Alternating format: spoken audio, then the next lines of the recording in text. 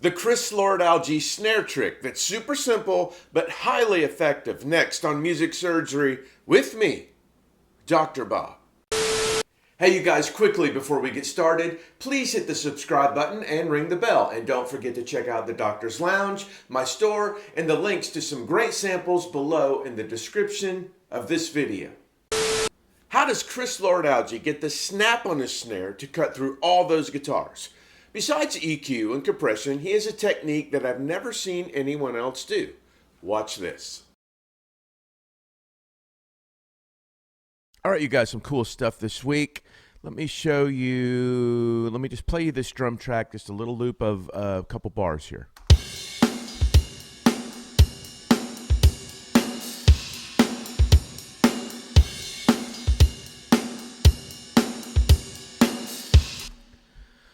Okay, raw drums, no samples added.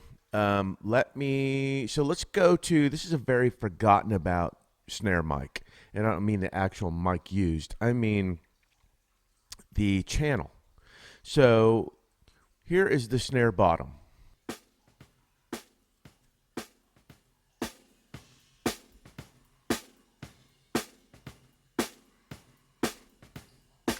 Okay, as you can tell, there's a little bit of bleed from the kick drum, whatever. So what I'm going to do is, let me really notch some EQ here.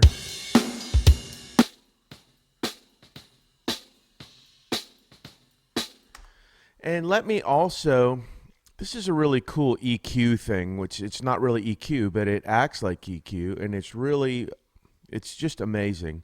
Let me go to Fab Filter, and this is Saturn 2. This is like a tape machine type plug-in. And what we're going to get here is distortion, tape distortion, and drive. And let's get the high end that way.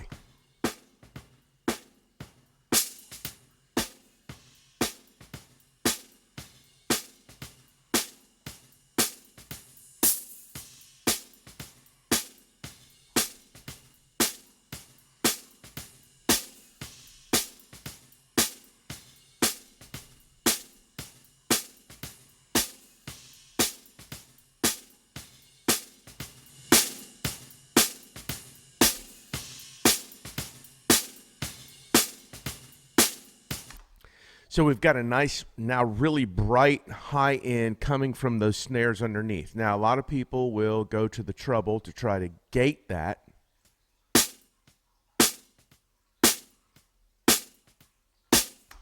Now that takes care of a lot of it.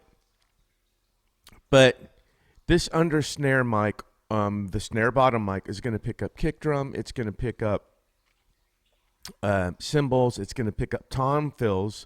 So what I like to do is, let me go to my snare bottom here, and what this detects is this detector in Cubase, and I'm sure your DAW has one. It detects every time there is something on that track. So as you can see, these loud ones are the snares, the snare hits, and these softer ones are the bleed through from the kick drum. So I'm going to hit this threshold. If I do this, the threshold detects all the small hits as well, the lower hits. But if I widen that out, you can see now it's just detecting the snare hits and it's bypassing these kick drums. So what I'm going to do is I'm going to create MIDI notes by every one of these bottom snare mic hits. So I go down here, and now I've got these, all of the hits that are from the bottom snare are now in MIDI form. So I've created audio to MIDI. So, and this is just a real detailed way of making sure with this much brightness, you're not going to get any kick drum or any tom fills or any crash cymbals in this, because what we're about to do with this information is really exaggerated, and we don't want anything in this track except for these bottom snare hits. So let me go here. Let me find one of these. I'm going to make an audio mix of just that snare.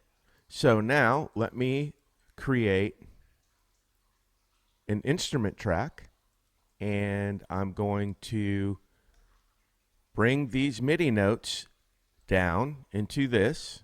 And then what this is this is just a sampler. There's tons of ways to do samplers to use. I just, for some reason, like to use this one. I know it's outdated, whatever. We all have our quirks, right? So let me go find that sample. Snare, bottom mic. So now, there it is. I'm going to drag this in. And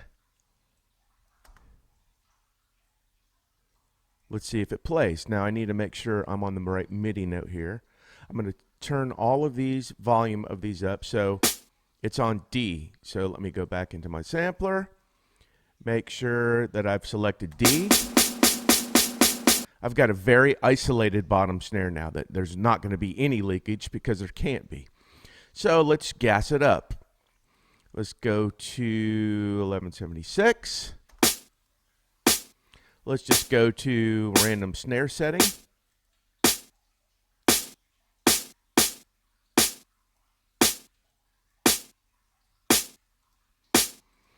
Now, let me delete this track because I don't need it, and delete our sample track because I don't need it. So our bottom mic is playing, let's just bottom snare mic is now playing by the sampler.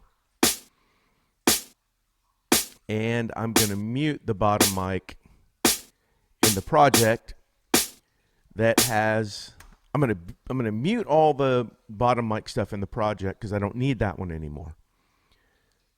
Sorry, I just muted the top mic. Let me play you this without the bottom mic. And now with. Immediately, I mean, that's way too loud, but we're getting a whole new snap and a really clean snap.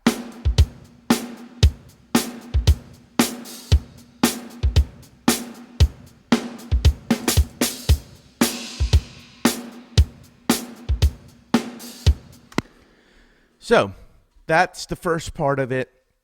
That's a trick that I do in all of the songs I have live drums. There's the snap that you're missing that you can cut through guitars and cut through vocals and really make a difference. Before, after. So you really want that snap to really get that snare out front. Now, here's the Chris Lord-Alge part.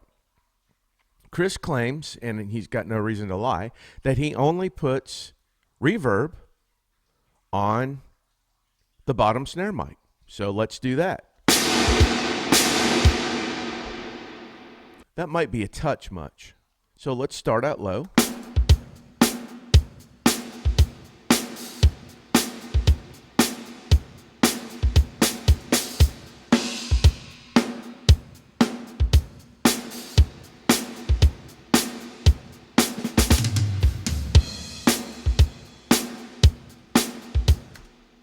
This is a really great way to poke your snare through.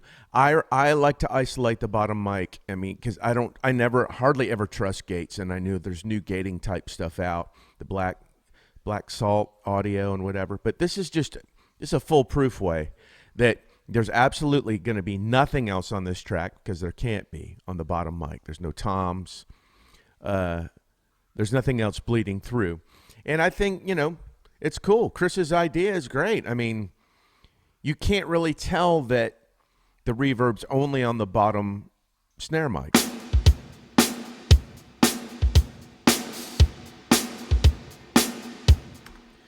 Which is interesting because you get a very bright reverb instead of what could be a thuddy or a muddy reverb from a snare. Cool idea. So anyway, find a good bottom snare hit, bounce it, put it into a sampler that has the MIDI notes of every time the snare plays, and you'll be crystal clear, and it's a great way to make your snare cut through tracks put reverb, try reverb just on that snare, the bottom snare mic like Chris Lord-Alge does, and see what you get. Well, there you go. 2 for 1 this week, a CLA technique and a Dr. Bob technique. Try both of these tricks on your next track to pop that snare through a dense rock song or ballad. Then send part of your production fee to me and Chris Lord-Alge as well. Sumner, why did you put that up there? I'm not going to have them pay. Thanks as always for watching. Give me some comment love and a thumbs up below, and hit me at drbobmusicsurgery@gmail.com if you want to say hello or you want me to work on your music. Take care of yourselves and each other, and I'll see you the next time the doctor's in.